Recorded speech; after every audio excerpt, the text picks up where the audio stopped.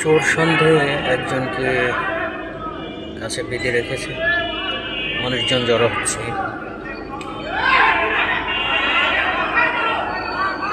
সন্দেহমূলক কাউকে ধরে তাকে নির্যাতন করা যায় না। 100% নিশ্চিত না হয়ে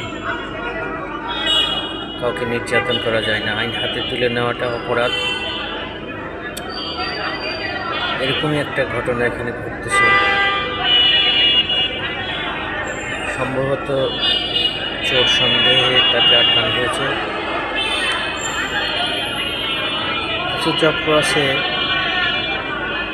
উদ্দেশ্যপ্রণীত হয়েও চোরের অপবাদ দিয়ে ইদানিং দেশে বিভিন্ন জায়গায় চোরের অপবাদ দিয়ে নির্যাতন করে।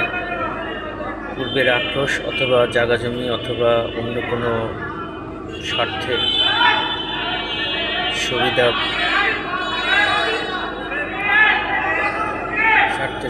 অর্জনের জন্য এই ধরনের কাজ করতেছে। খেয়াল রাখা দরকার সবারই।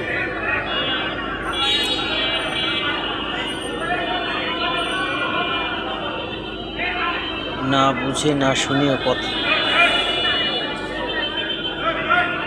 অনেকে গণপিটুনিতে অংশ নিয়ে থাকে। প্রকৃতভাবে আসলে সে চোর কিনা বা সে এই ধরনের অপরাধের অপবাদ তাকে দেওয়া হচ্ছে সেটা সঠিক কিনা না জেনে